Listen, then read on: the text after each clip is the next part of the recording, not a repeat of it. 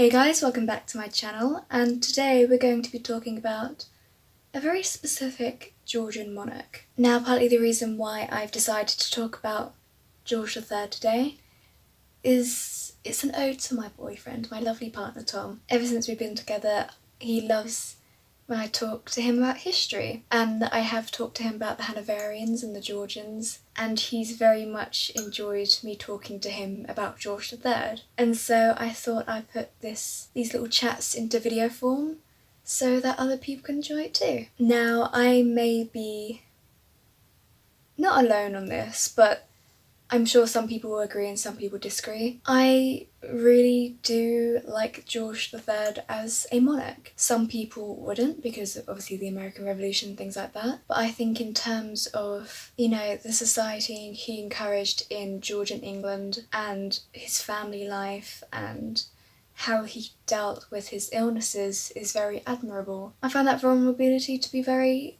not comforting, but really genuine in a person. I do feel for George III, and this video is about him. Our drink of the day is tea, because if you know anything about George III, you know that tea's going to be involved. So let's start. Oh, and by the way, if your tea isn't this colour, you're doing it wrong. I'm sorry, but if you have it really milky or you have it black, don't talk to me. That you're a wrong'un, you're a mongrel, and I don't want to talk to you. Now, as I said earlier, George is part of the Hanoverian family, and now they were a state member of the Holy Roman Empire. He was the first Hanoverian king to be born in England. He was born in London. All the others were born in Germany, and King George III was born on the 4th of June 1738. His mother was Augusta of Saxe-Gotha, and his father was Frederick, Prince of Wales. Now, unfortunately, Frederick did die when George was quite young. He was 12, and he was cared for by his mum in a very isolated and private way. I feel like maybe she felt he was quite vulnerable, so she kind of isolated him a bit and kept him very close to her at all times. Now, because his dad died when he was only 12, he became the king only 10 years later, at the age of 22. He became the King of Great Britain and Ireland in 1760 when George II, his grandfather, died. Now, George II died of thoracic aortic dissection, which I believe is some sort of heart problem in this section. I believe it's something to do with the blood. Now, although George III was part of a German family, like I said, he was born in England, and when he did his Ascension speech, he kind of, it's hard to explain, he kind of assured the public that he was English and he wanted the best for Britain, and he was known to say he was born and educated in the country and glory in the name of Britain. Now, after George's coronation, he got married to a 17-year-old German girl. Now, this girl was called Charlotte of... There's going to be a German name here, and I'm just going to hope I don't get it wrong. Mecklenburg-Strelitz, I believe it's pronounced. She was a daughter of a German duke. He was Duke Charles Louis Frederick of Mecklenburg-Strelitz, and this was kind of like a pre-arranged marriage. Charlotte and George, they met for the first time on their actual wedding day. And although this does sound very odd and very weird for today's standards, back then this happened very frequently. Getting married to girls a lot younger than you haven't met them, especially in the royal family, was very common. But luckily they got on pretty well, and later in life Charlotte managed to have 15 children, which is very admirable because I couldn't imagine having 15 kids. Now, we're going into George's rule, and he wanted to end the 7 Years' War. The 7 Years' War lasted from 1756 to 1763, and how George made this end is that he made William Pitt, the first Earl of Chatham, the elder, he made him resign in 1761. The reason he made William resign is that William Pitt wanted to carry on the 7 Years' War. He wanted to be as brutal as possible, and George was like, no, calm down. You're resigning, okay? We're not doing this tonight. And only a year later in 1762, George appointed Lord Bute as Prime Minister. Now, Lord Bute is quite close to George III. When George's father died, Lord Bute was a role model for George and he looked after him. It was kind of sweet of George to appoint Lord Bute as Prime Minister, kind of like a thank you for helping him raise him. Now this is the part where we get on to the American Revolution. Tea in hand for this bit. In 1764, Prime Minister George Grenville introduced a Stamp Act. Now this was an act on all paper documents, which is really ridiculous. Now this was obviously done to put money back into Great Britain or the British colonies. Now this was highly opposed in America and Parliament repealed the tax in 1766. Now in 1770 we got a new Prime Minister, Lord North, and he stayed Prime Minister for 12 years. Back a couple hundred years ago it was very normal to have the same Prime Minister for over 10 years. Don't ask me why, I just think they found it easier. Because Prime Ministers at this time were relatively new. With the power they had. They became quite popular with George I. He appointed Robert Walpole as the first proper Prime Minister because George I was extremely German, couldn't speak an awful lot of English, and kind of appointed someone else to rule certain things for him. Anyway, got off topic. Lord North in 1773 passed an act on taxing tea in the colonies. Now I believe rightfully so, the Americans complained. They didn't like this. They didn't believe they should be taxed without representation. Now this went on to start the Boston Tea Party. This occurred on the 16th of December 1773, and in Massachusetts they dumped 342 chests of tea into the harbour, which was from the East India Company.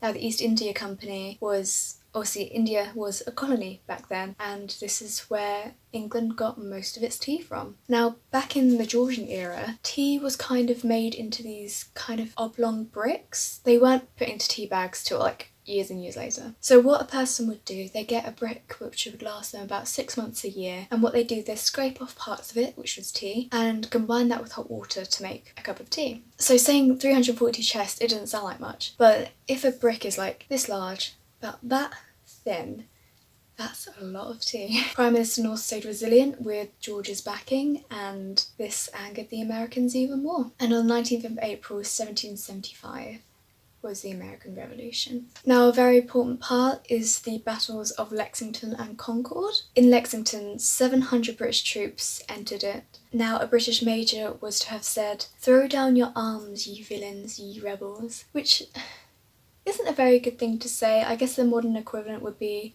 "Put your guns down, you bastards," which isn't the best way to try and stop people rebelling, but it's Georgian Britain.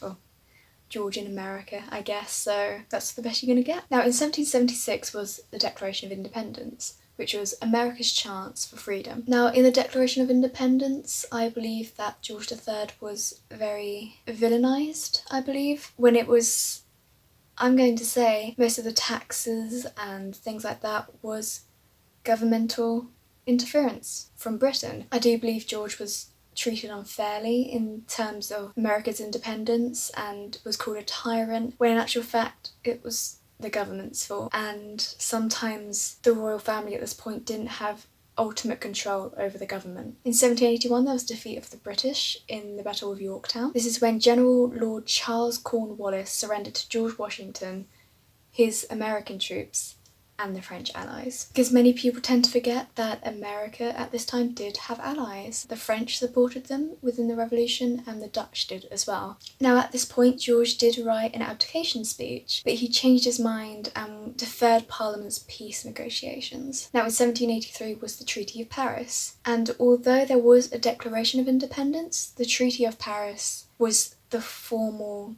recognised American independence. So now we're getting on to a pretty sensitive subject. As many people know, George III did suffer from mental illness, and he was treated terribly because of it. And it is very hard to listen and to read these things, but unfortunately this is what history is like, and you kind of need to learn about the bad things so that things like this never happen again. So at the end of 1783, Lord North's coalition was replaced by William Pitt the Younger. So you remember William Pitt the Elder? It was a younger relation to him. Now William Pitt the Younger was Prime Minister for 17 years. 5 years previous, in 1778, George experienced his first bout of insanity. He was often put in a straitjacket and was put through terrible, terrible treatments. They used to strap him to his bed, they'd stuff a handkerchief in his mouth and yell at him. They'd yell things like, "Stop being mad, you so-and-so," like insulting him, trying to like yell the insanity out of him. And the reason they put a handkerchief in his mouth was so that he couldn't talk back. They'd also burn him with a hot poker on his forehead, and when a blister would appear they would pop it and would think that's how the madness would escape from him. And so treatments like this, like I said, they're very hard to listen to. It's very inhumane and just ridiculous, but this is the best they could have done hundreds of years ago. He luckily recovered a year later, and for 12 years was a very much loved monarch in England. The reason is because in France they weren't having such a good time. In France there was the French Revolution, which obviously they didn't like the royal family anymore. They wanted to cut their heads off. George was kind of more laid back. He didn't want to interfere. He didn't want to trouble his public into making an English revolution. So everything was fine for about 12 years. George suffered another bout of insanity in 1804, but luckily recovered again. 6 years later it happened again, but unfortunately this time he wasn't so lucky in his recovery. In 1811, his son, George IV, became Prince Regent. And now Prince Regent, it's still lower than a king, but it kind of looks over the king's rule and basically just looks after things whilst the king is either ill or dying or anything like that. So George IV was in rule during the War of 1812, which was a British restrictions on US trade and US territory. And he also overlooked Napoleon's defeat in Waterloo in 1815. And at this point, George III's health was unfortunately not improving. He died on the 29th of January 1820. He was said to have been deaf, blind and mad on his deathbed, and was later buried in St George's Chapel. And now this is a very sad end to a video, and I don't really like sad ends, but this is pretty much how it ended. It's very much debated of what he died from. Some people say it could have been arsenic poisoning from the cosmetics and medicines of George in England. The theory I more so believe is that he died of porphyria, which is a liver disease. The reason I believe this is because doctors at the time did take urine samples from George III and they were said to have been purple, which is a very common thing with people who do suffer from porphyria. Like I said, it's a very, very sad and unfortunate way to end your life.